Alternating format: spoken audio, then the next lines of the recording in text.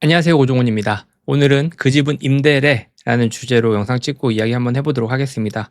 최근에 생겨나고 있는 아파트들이 임대 아파트와 그리고 일반 아파트들을 좀 구분을 짓는다고 해요.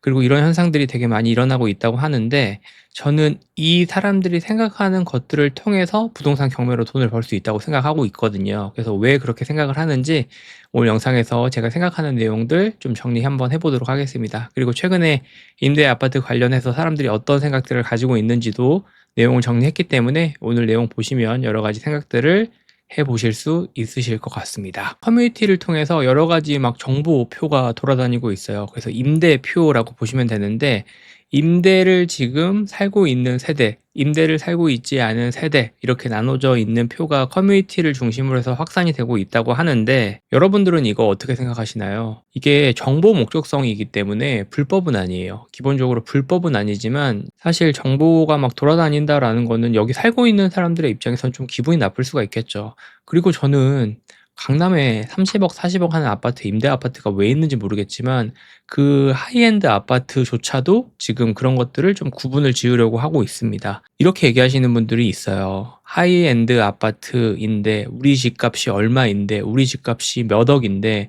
지금 임대 아파트랑 같이 사는 게 말이 되냐라고까지 얘기하시는 분들이 있고, 임대 아파트가 있다라는 게 우리 아파트 브랜드를 저하를 시킨다, 우리 아파트를 가격을 낮춘다라고까지 악플을 달면서 이야기하시는 분들이 있죠. 커뮤니티 목적상 이게 정보에 대한 것들이 투명하진 않기 때문에, 개인정보에 대한 부분이 그렇기 때문에 막 악플이나 이런 것들도 많이 달리고 있는 상황이라고 합니다. 개인적으로는 이런 분들이 이해가 안 되는 건 아니에요. 뭐 내가 가지고 있는 재산에 대한 것들이 침해를 받을 수가 있고, 또 가격을 낮춘다라고 하면 어느 정도 이해는 되긴 하지만 좀 그렇게까지 해야 되나 라는 생각이 좀 들기도 하죠.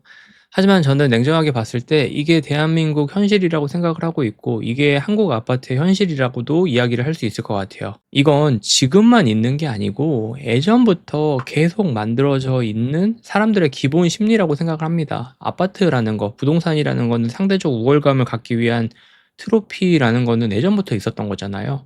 이 사람 어디 산대, 이 사람 어디 산대, 이 사람 어디 산대 라고 이야기하는 것들이 어떤 삶을 살았는지도 평가하는 기준이 되기도 했었잖아요. 꼭 지금뿐만이 아니라 기존부터, 예전부터 그런 것들이 한국 사회에서는 강했기 때문에, 이게 어떻게 보면 냉정하게 저는 한국 아파트, 한국 부동산의 현실이라고 생각을 합니다. 자, 정부는 지금 완전 혼합형 소설 믹스를 계속 밀어붙이고 있어요. 21년부터는 의무적으로 임대 아파트 관련해서 같이 혼합을 해서 믹스를 시켜야 된다라고 이야기를 하고 있고, 그 정책들을 계속 조금 더 강화를 시키고 이제는 의무화까지 만들어서 법적으로 제재를 좀 해서 소설 믹스를 밀어붙이고 있습니다. 하지만 사람들은 지금 완전히 섞일 준비가 안 되어져 있죠. 정서적으로 지금 안정이 되어져 있지 않은 상황에서 이걸 밀어붙인다라고 하면 오히려 저는 부작용을 일으킬 수도 있다고 생각을 해요. 여전히 한국 사회에서는 구분하려고 하는 심리, 감정, 계급 의식에 대한 것들이 강합니다. 아까 그래도 나이가 좀 있으신 분들 이런 거 구분을 받는다? 그럼 뭐 남들 눈 이런 것들 다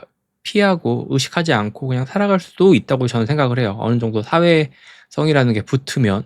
하지만 이제 나이가 어린 친구들이 있잖아요. 학교를 다닌 친구들이나 뭐 임대거지 이런 말들도 있잖아요. 임대거지가 뭡니까? 이 사람들이, 그 어린 친구들도 그걸 구분을 하려고 하고 그거에 대한 계급의식을 가지고 있는 거예요.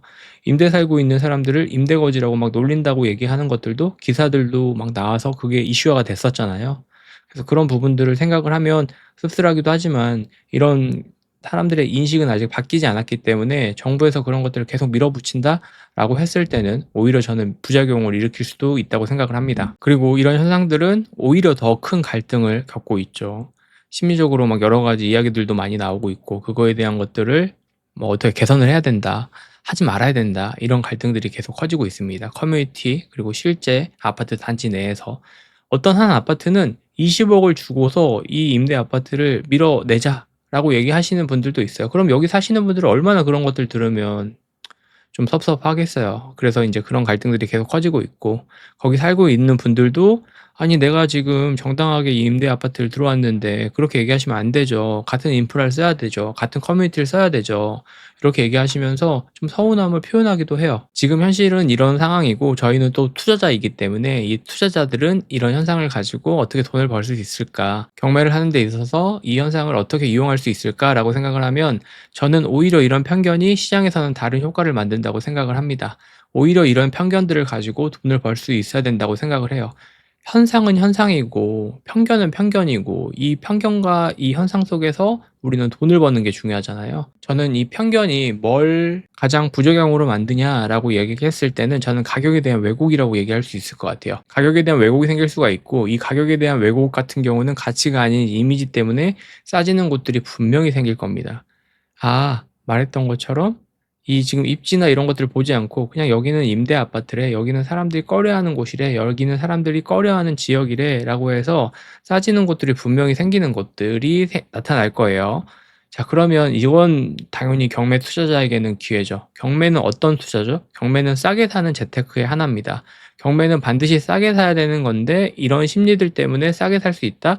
그러면 경매 투자자들에게는 기회라고 얘기할 수 있죠. 자, 그러면 사람들이 외면하는 순간 우리는 가격을 봐야 되죠. 얼마의 사람들이 싸게 낙찰을 받고 있는지, 그리고 실거래가 대비 얼마나 싸게 내놔서 얼마의 수익을 남겼는지 이런 것들을 좀 체크를 해서 내용에 대한 부분들을 볼 수가 있겠죠. 저는 아파트 오피스텔이 대표적이라고 생각을 해요. 특정 지역을 말하기는 좀 애매하지만 뭐 예를 들면 송도, 그리고 광교, 동탄, 판교 이런 데 가면 똑같은 아파트 단지가 있어요. 4개의 동이 있는데 3개는 아파트 동이고 하나는 오피스텔이에요. 근데 이 오피스텔에 살고 있는 사람이 이 커뮤니티를 이용하지 못하게 바리게이트를 쳐놨어요.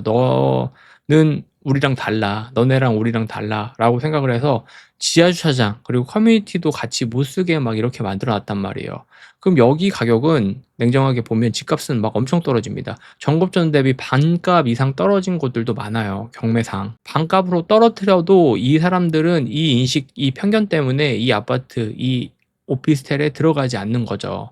이 오피스텔 보면 나쁘지 않습니다. 방 3개, 화장실 2개 이런 식으로 되어져 있는데 지금 사람들의 인식 때문에, 이 편견 때문에 낙찰을 받고 있지 않은 상황이다라고 보시면 좋을 것 같아요. 이런 이제 오피스텔, 아파트를 낙찰 받는다라고 시세 조사를 하게 되면 저평가가 되어져 있기 때문에 사람들이 그렇게 얘기할 겁니다. "야, 거기 하지 마. 거기 시세 조사하는 데 있어서 불편함도 많이 느낄 것이고 거기 부동산에 전화를 하게 됐을 때는 다 부정적인 얘기들만 할 거다."라고 얘기를 하겠지만 저는 이거를 싸게 산다라고 하면 전고점 대비 뭐 반값 70% 60% 이상 싸게 샀기 때문에 이 부분에 대한 것들을 좀 메리트를 느낄 수 있다고 저는 생각을 해요. 물론 소형 아파트 얘기하는 거 아닙니다. 대형 아파트, 아파텔이라고 보시면 돼요. 소형 오피스텔 얘기하는 게 아니라 이제 아파텔이라고 분류하는 방 3개, 화장실 2개짜리 오피스텔을 얘기를 하는 거예요. 소형 오피스텔 같은 경우는 전혀 다른 이야기이기 때문에 오늘 이야기에서는 조금 다른 이야기가 될 수 있을 것 같습니다. 그래서 저는 정고점이 늦게 와도 싸게 사면 게임은 달라진다고 생각을 해요. 경매는 본질적인 가치만 보죠. 입지, 수요, 전세가, 황금성 이런 것들을 보기 때문에 지금 사람들이 사는 가격이 있고 정말 싸게 내놓는다라고 하면 아까 말했던 입지나 가치가 받쳐주는 부분들이 있기 때문에 이런 부분들 때문에 또 싸게 내놓으면 사는 사람들이 있단 말이에요. 그럼 우린 그 가격보다 더 싸게 샀기 때문에 경매로 이런 부분들의 중간에 차익을 남길 수가 있는 게 이 경매의 가장 본질적인 가치라고 저는 생각을 하고 있습니다. 편견은 언제나 얘기하지만 누군가에게는 리스크가 될 수 있지만 저는 투자자에게는 기회가 될 수 있다고 생각을 하고 있고 특히나 이 경매 투자자 같은 경우는 이 편견에서 맞서 싸워야 돼요. 편견을 맞서 싸워서 남들이 진짜 이야기하고 남들이 좀 꺼려하는 부분들을 불 속으로 막 들어가는 게 경매 투자자이기 때문에 이 편견 속에서 내가 어떤 것들을 볼 수 있고 어떤 가치를 볼 수 있냐, 그리고 이런 것들이 불안하다 그러면 임장을 하고 시세 조사를 조금 더 냉정하게 하실 수 있으셔야 되겠죠. 경매 투자자 같은 경우는 이제 이 이야기를 거의 이제 좌우명처럼 얘기하시는 분들 많죠. 누군가는 감정으로 외면할 때 누군가는 냉정하게 들어가는 거고 이제 이 결과가 이제 차이를 만든다라고 이야기를 하는데 그만큼 리스크가 있는 투자입니다, 경매라는 투자 자체가. 하지만 그 리스크를 내가 온전히 볼 수 있고 잘 감당할 수 있고 그 부분에 대한 것들을 잘 해결할 수 있으면 저는 이 차이를 만들 수가 있고 그거에 대한 수익은 분명히 보상을 받을 수 있다라고 생각을 합니다. 그래서 경매를 하실 거면 이런 것들을 맞서 싸우는 게 중요하고 맞서 싸운다라고 하면 리스크는 반드시 존재를 하기 때문에 그 리스크를 내가 온전히 어느 정도 체크할 수 있고 확인할 수 있는지가 경매에서 수익을 내냐 안 내냐의 미묘한 차이가 될 수 있다고 얘기를 좀 드릴 수 있을 것 같아요. 그래서 오늘은 임대 아파트를 구분짓고 있다라는 내용 보고 이 관점을 경매로 어떻게 적용을 시키면 좋을까도 한번 이야기해 봤습니다. 이 편견, 맞서 싸우는 거 되게 중요하고, 맞서 싸우는 게 조금 무섭다라고 하면 다른 사람한테 얘기 듣지 마시고 임장 가서 주민들 얘기를 들어보는 게 가장 빠른 선택이 될 수가 있고, 그 작은 선택이 나중에 큰 결과를 만들어낼 수 있다로 이야기 정리해 볼 수 있을 것 같습니다. 그래서 너무 두려워하지 마시고 이런 본질적인 부분에 대한 것들 계속 생각을 해보시면 좋은 공부가 될 것 같아서 오늘 내용 영상으로 정리해서 이야기해 봤습니다. 오늘은 여기까지 하겠습니다. 감사합니다. 들어가세요.